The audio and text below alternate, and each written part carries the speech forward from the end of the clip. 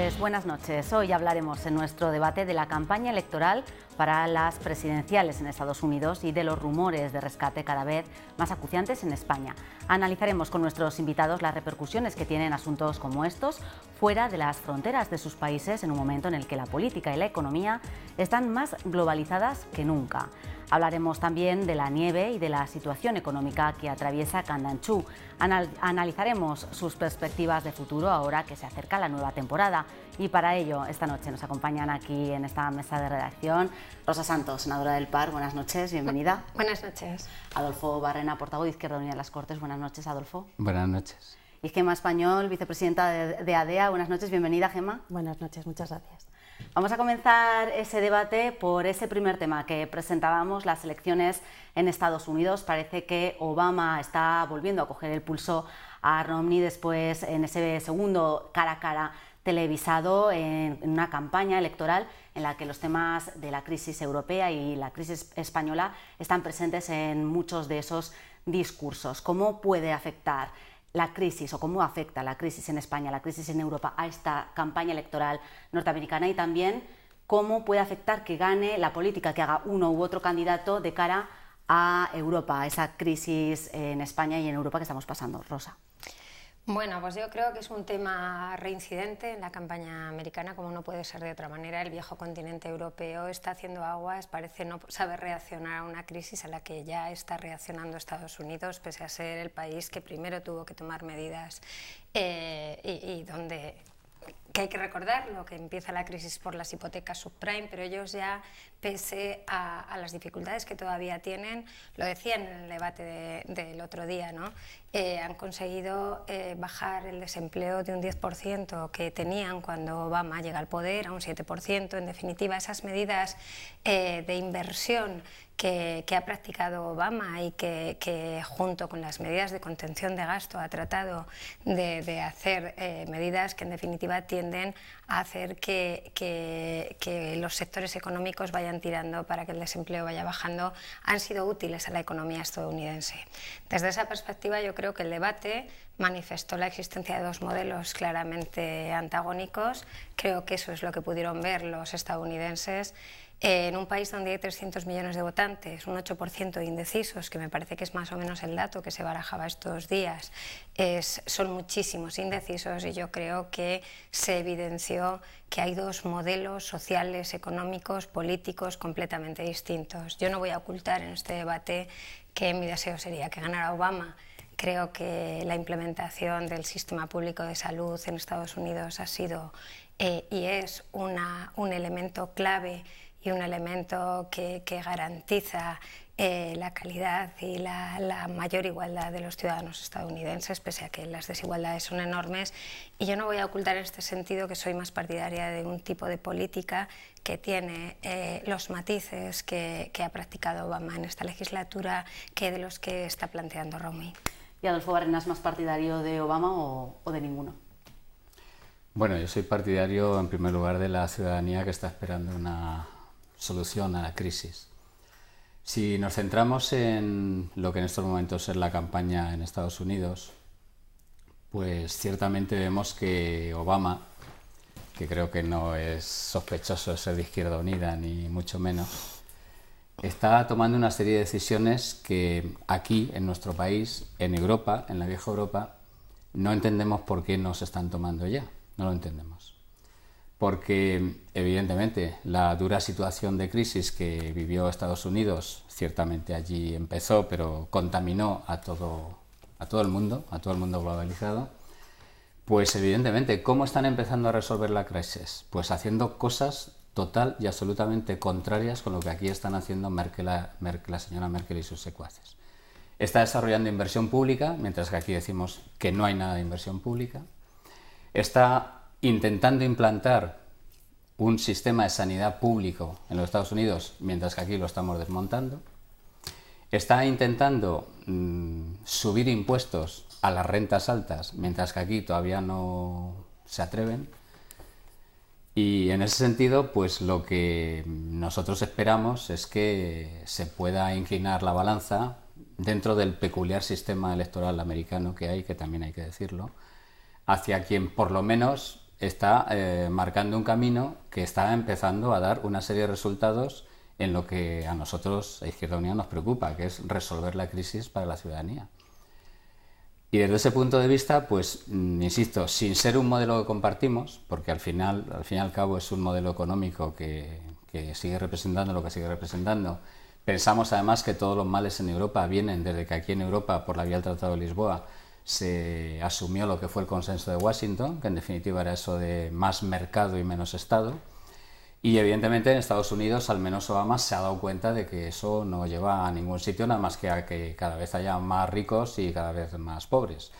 Yo, desde luego, Rodney, evidentemente está en las antípodas, ¿no? Por lo tanto, ya digo, sin ser mi modelo en absoluto, dentro de lo malo, pues bueno, espero que Obama, sobre todo por el elemento que puede tener de servir, digamos, de modelo para que aquí empiecen a cambiar las cosas, ¿no? ¿Debe España y Europa mirar hacia esas políticas que apuntaba Adolfo de Obama o seguir en esas políticas que ahora mismo se están de restricción que se están poniendo en marcha?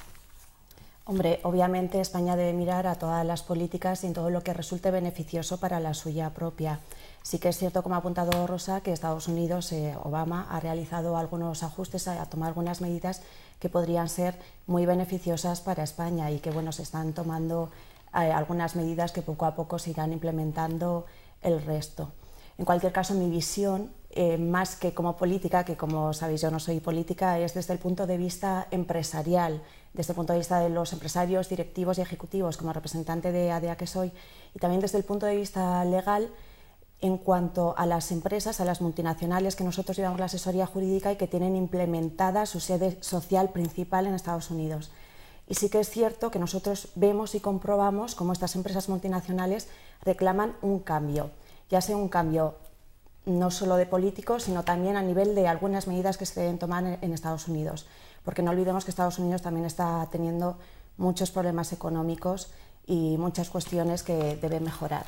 En cuanto al debate, se comprobó en el segundo debate que Obama salió reforzado porque precisamente en este segundo debate fue más fuerte, mostró más confianza que su adversario. Y es que la confianza es absolutamente fundamental en los políticos y quizás en España necesitaríamos ganar más confianza en nuestros políticos. Y si se me permite el símil, es igual que los abogados. Se encomienda un asunto a un abogado porque piensa que se va a defender sus intereses y se va a ganar. Con los políticos es lo mismo. O sea, votamos a un político porque pensamos que va a defender nuestros intereses y los va a conseguir. Entonces yo apuesto por una mayor confianza en nuestros líderes políticos y porque ellos se la ganen. ¿Y qué hacemos con los políticos que nos prometen un programa, una medida de actuación y luego hacen exactamente lo contrario de lo que han comprometido y lo que se supone que es por lo que han conseguido el voto de la ciudadanía? Hablo claramente del Partido Popular y de lo que representa Mariano Rajoy y su equipo. Yo creo que deberíamos mejorar en general el sector político. Yo no voy a hablar de un partido o de otro porque no es mi cometido, pero sí que creo que debe mejorar la clase política y que existan la misma más profesionales, más técnicos, mejores gestores y menos ideólogos que luego no lleven a la práctica lo que prometen. Pero hablar de clase política, yo lo que creo que es que hay diferentes clases de políticas, que no es lo mismo. Sí, también. No, es que yo creo, lo de clase política es muy recurrente. Pero hablar de la clase política de la manera generalizadora que lo hacemos es tan errático como hablar de los malos abogados en general o de los delincuentes que hay en la banca o en la clase política, como en todos los oficios. Yo creo que hay gente que se gana a diario el pan y que sale a la calle y que hace política 24 horas. Sí, la mayoría. Sí, por supuesto. Yo estoy hablando de confianza en los políticos. Yo creo que necesitamos ganar una mayor confianza en nuestros políticos y las encuestas así lo dicen, además, que la confianza ha bajado. La confianza en el pueblo. Yo hablo desde el punto de vista del pueblo, que es lo que yo conozco. Retomando lo que intentaba decir y lo que comentaba ahora Adolfo, yo creo que efectivamente es una cuestión primero de credibilidad, que la credibilidad también viene basada o fundamentada en la necesidad del momento, ¿no? Entonces sí que creo que es necesario, voy a hablar de Europa porque era el tema que en este momento nos planteaba María y vuelvo a él con relación a la campaña estadounidense. Yo hablaba de Obama y decía, yo prefiero al candidato Obama que al candidato Romney, porque además me parece que es un hombre que tiene un gran liderazgo. Hablaba también del tipo de políticas económicas que está practicando, porque si es verdad que está tratando de contener el gasto, ha realizado fuertes inversiones en el sector, por ejemplo, automovilístico, que es un sector importantísimo, y que como la economía está tan globalizada, fijaros si en concreto Aragón nos afectó la toma de esa decisión con respecto a GM. Os recuerdo todo aquello que vivimos con Magna, etcétera, etcétera. Entonces, yo soy partidaria, efectivamente, de hacer políticas que vayan reduciendo el gasto, porque el nivel de deuda no es sostenible, eso ya lo sabemos, pero efectivamente es necesario hacer inversiones que estimulen los sectores económicos para que el desempleo se vaya reduciendo. Y yo creo que ese punto de equilibrio sí que lo ha conseguido Obama, y me parece muy importante que desde la política internacional se establezca también algún elemento de presión con respecto a quienes hoy tienen el liderazgo en la Unión Europea, que es el caso de Merkel, y que haya liderazgos en Europa y fuera de Europa que nos permitan cambiar el rumbo de la política europea. Y digo europea porque creo que es lo que orientará el cambio de política española. ¿Pero creéis que Estados Unidos puede ejercer esa presión de la que hablaba Rosa hacia Europa? A ver, yo en primer lugar resalto una cosa que ha dicho Rosa, que yo quiero puntualizar más. Evidentemente, Obama está aplicando políticas de recorte del gasto, aunque siga manteniendo aventuras militaristas y escudos antimisiles. Forma parte de la cultura estadounidense. Sí, que no te lo discuto, digo, porque a la hora de racionalizar el gasto, en épocas de crisis hay que priorizar, ¿no? Evidentemente, nosotros priorizaríamos hospitales a misiles, eso está claro. Pero bueno, yo respeto lo que... Yo no cambio el estado de bienestar que tenemos en España por el de Estados Unidos. Tú tampoco, seguro, bueno, pero está, que es donde más millones de pobres hay. Pues vamos a seguir el avance. Y entonces Obama, dentro de eso, y aparte de los misiles y la guerra y esas cosas, es verdad que está aplicando racionalización del gasto, pero es verdad que está también incrementando ingresos, porque Obama se ha dado cuenta de una cosa. En situación de crisis, donde evidentemente se acabaron las buenas épocas y entonces hay que medirse mucho dónde te gastas, está haciendo una cosa que nosotros estamos pidiendo y que nos encanta que les parezca bien porque lo hace Obama, pero aquí como lo proponemos los rojos, pues nadie nos hace caso, pero a lo mejor algún día sí. Mira, Obama, además de gastar racionalizando, incrementa la recaudación. Aquí no. Aquí solo decimos que se gasta menos y se nos olvida que cuando hay déficit, que es verdad que es porque se gasta más de lo que se tiene, además de actuar gastando menos, también se puede actuar ingresando más. Y no te voy a hablar de la Iglesia que no paga impuestos. Te la voy a quitar. Bueno. Te la voy a dar solo en parte. A ver, Rosa. Porque en España también pues se ha modificado. Eso. No, también se ha modificado todo el sistema fiscal y la gente, desgraciadamente, lo estamos viviendo todos. Efectivamente, y como es un sistema progresivo, pues se ha incrementado la presión fiscal. El IVA no es progresivo, Rosa. Pero no solo, hombre, pero antes del IVA el se IVA incrementó se está acomodando el IRPF. a otros IVAs El IVA se está acomodando a la media. Teníamos un IVA muy bajo. Pues acomodemos el salario mínimo interprofesional. Si no soy malo, que no soy malo, pero yo no Rosa. hablo del IVA. Antes del IVA bien, se tocó el IRPF y el IRPF es un impuesto progresivo. Pese a eso, yo no estaría, pese a eso, yo no estaría en desacuerdo en que se graven más las rentas más altas. Lo he dicho siempre, no estaría en desacuerdo con eso. Solo hay una cuestión que sí que quiero poner de manifiesto y es que no se puede comparar España en este sentido con Estados Unidos. Claro que no. Porque, igual que yo hablaba hace un momento, entre 300 millones de votantes, que son 312 millones de habitantes, es el país con mayor número de pobres del mundo, pero también el país con mayor número de ricos del mundo. Sí, sí. Entonces, un impuesto sobre las rentas más altas representa unos ingresos voluminosos, claro. Mientras que en España un impuesto de esas características representaría unos ingresos que apenas se notarían en las arcas díselo públicas. A Mancio Ortega y a todos estos. Si os parece, a ver, vamos... díselo, primero a ver qué opinan y luego cuánto Pero no vamos a cambiar las rentas más altas tema. o hablar las rentas que generan trabajo, porque no lo entiendo bien. Hablo de las rentas altas, hablo de las SICAF, que ya sabes que viven en chiringuitos y paraísos fiscales, y hablo de esos defraudadores que gracias a la amnistía del Partido Popular nos iban a retornar 5.000 millones de euros y al final han venido 50 nada más. Vamos a seguir hablando de la crisis y de estas medidas. porque la sombra del rescate sigue planeando. En España esta semana se ha celebrado esa cumbre en Europa en la que se ha hablado también de este tema. Parece que, que finalmente todo apunta a que se pedirá tarde o temprano. Debe de pedirlo el Gobierno de España. ¿Solucionará en algo la situación? ¿En mucho? ¿Totalmente? Gemma. Bueno, yo adivina no soy.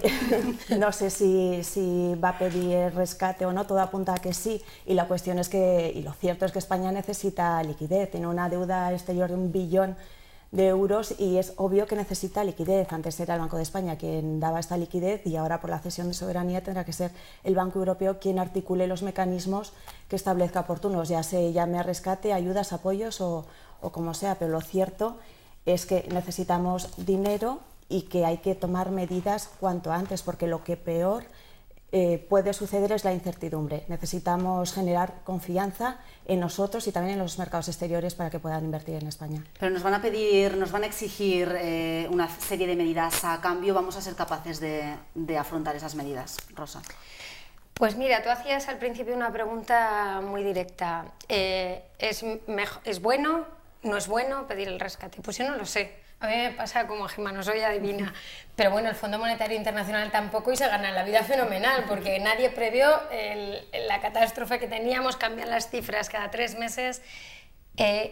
Yo tengo dudas y voy a tratar de explicarme. Es evidente que España tiene un problema de deuda importantísimo, que quiero recordar, lo hago siempre, pero quiero recordar que se trata sobre todo de deuda privada, no deuda pública, pero estamos hablando de 1 billón de euros de deuda y la estamos pagando, para poder refinanciarnos, la estamos pagando por encima del 7%. Y esto, para que la gente nos entienda, ha representado en los presupuestos de este año 10.000 millones de euros más que el año pasado. Claro, ¿esto cómo se hace?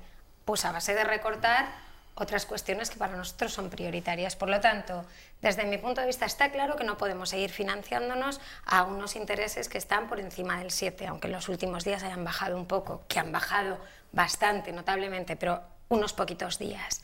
Si la situación no se alivia, volverán a subir.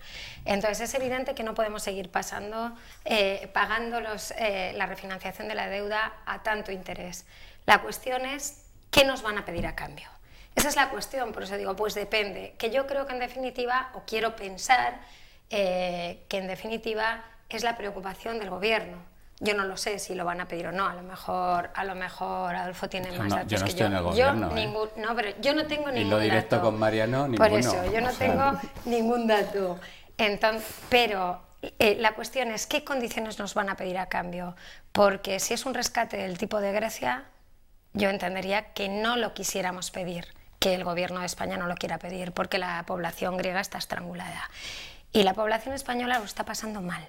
Ya lo está pasando mal. Entonces, si las condiciones de ese rescate, que espero yo que en cualquier caso no fuera de las características de Grecia, van a obligar a implementar reformas que van a agravar mucho la situación de la gente de la calle, porque ahora ya la situación está extendida a prácticamente toda la población, entiendo que esa decisión se esté demorando.